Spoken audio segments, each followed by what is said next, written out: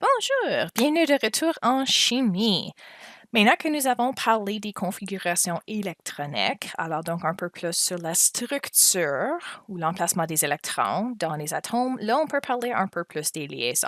Donc dans la dernière leçon, on a parlé un petit peu de la liaison ionique. On va faire un bref retour sur ça, puis ensuite on va parler de la liaison covalente.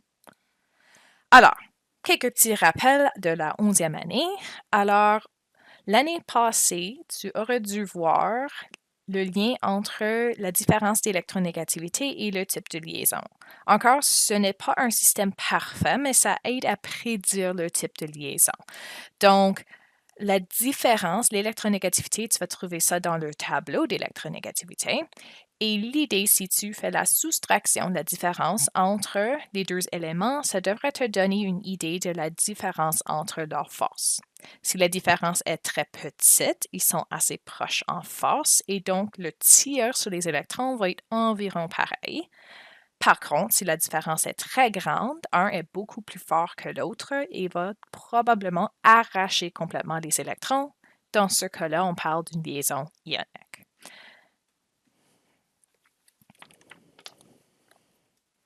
Alors, pour faire juste un petit retour sur ça, quelques rappels, l'électronégativité était un des propriétés qu'on voit des tendances dans le tableau périodique.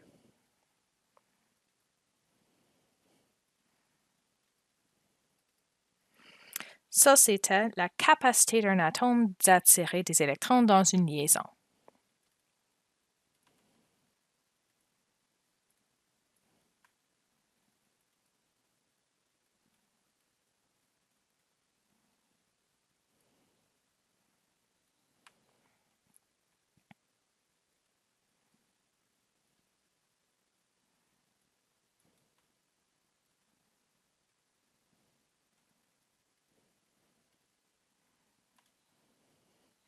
Puis là, notre différence d'électronégativité, delta EN pour les symboles. Encore le delta, vous allez voir ça revenir souvent cette année, veut dire la différence.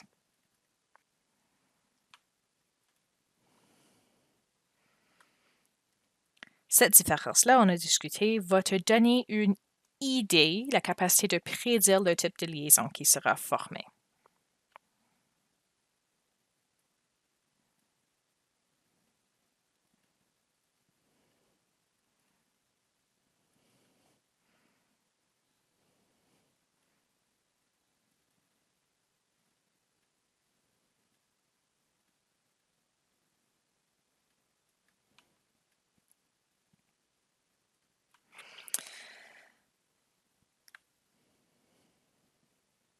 Alors, les valeurs possibles, essentiellement, si la différence d'électronégativité est plus grande que 1,7, vous allez voir la plus grande valeur possible est d'habitude environ 3,3.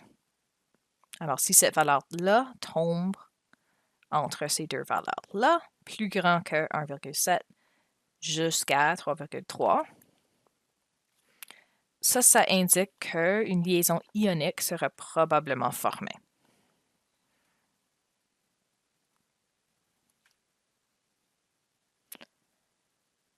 Alors ça, c'est le cas qu'on avait vu dans la dernière leçon, métal, non-métal.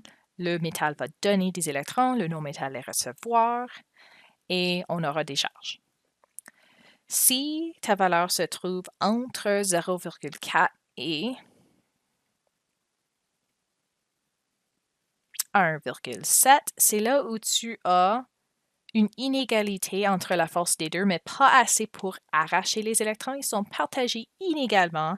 Ça, c'était quand même une liaison covalente, partage, mais polaire, qui indique que les électrons sont tirés un petit peu plus vers un côté que l'autre. Et un petit rappel, on indiquait ça avec nos symboles delta, positif, négatif. L'élément avec la valeur la plus haute d'électronégativité prenait le symbole négatif parce qu'il attirait les électrons négatifs. Un petit peu plus en tout cas. Et finalement, voyons, de 0 à 0,4, c'est là que vous avez un partage pas mal égal ou exactement égal des électrons. Alors, on a covalent non polaire.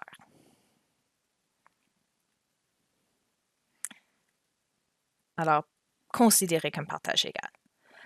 PVI, le manuel, parfois va appeler ce type de liaison-là légèrement polaire. Ça veut dire par contre la même chose. Je vais toujours utiliser les termes non polaires. Donc, un exemple de ça, si je prends par exemple la liaison entre carbone et oxygène,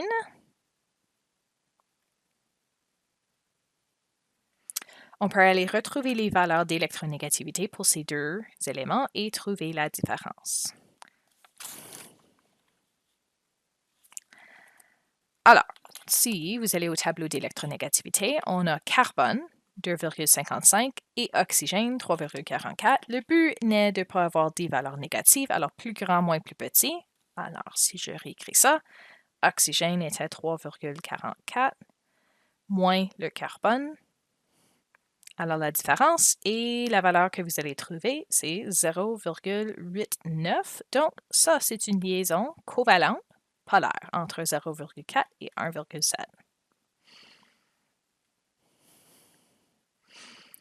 Donc, cela étant le cas, l'oxygène a une valeur un peu plus haute. Il va tirer un petit peu plus les électrons. On aura un symbole de delta-, une charge partielle négative et une charge partielle positive pour le carbone. Alors là, juste un petit rappel de ce qu'on avait vu en 11e année. Alors, encore, juste pour réitérer, la liaison ionique, on parle d'un échange d'électrons métal-non métal. Alors, un donne, l'autre reçoit, afin de remplir les orbitales partiellement vides. Donc, on avait vu avec le chlore et le sodium enlevait l'électron de la couche supérieure. Celui en dessous demeurait rempli, il est content. Le chlore recevait l'électron qui manquait dans son dernier niveau d'énergie.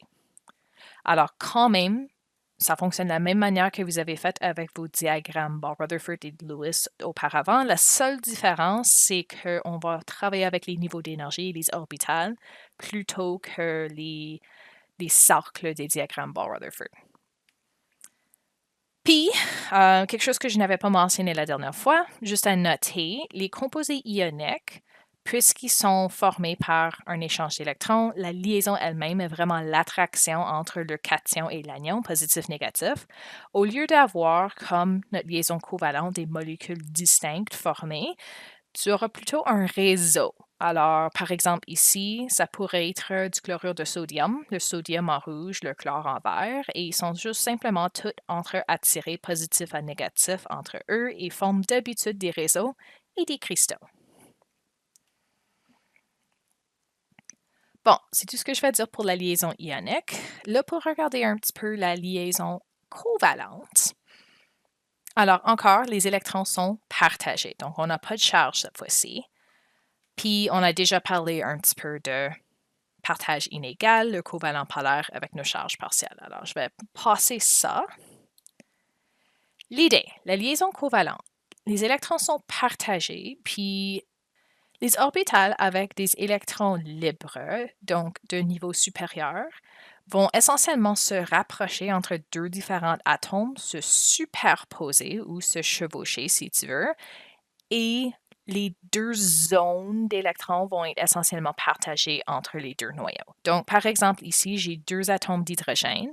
On a seulement le 1s, alors ils ont chacun un électron dans le premier niveau d'énergie. Puis, les deux orbitales s sphères vont simplement encore se superposer, se chevaucher. Et on aura maintenant deux électrons à l'intérieur, puis ça compte pour tout le monde puisqu'ils sont un peu un par-dessus l'autre. Donc, au lieu de donner, prendre des électrons, on a ce partage-là. Puis, c'est pas juste les orbitales s qui peuvent faire ceci. Par exemple, si je prends un hydrogène et un fluor, l'hydrogène, encore, on a un électron libre. Encore, n'oubliez pas, c'est seulement les électrons libres qui peuvent être partagés. Le fluor, dans l'orbital 2p, on a un des 2p, alors pas tous, juste la dernière qui a seulement un électron. Alors ici, on montre uniquement l'orbital qui a un électron. Les deux autres sont remplis, ils sont juste pas montrés. Puis même idée, on va les chevaucher, les mettre un par-dessus l'autre. la zone des électrons de probabilité va se combler et on aura les deux électrons qui comptent pour les deux atomes, hydrogène et fluor.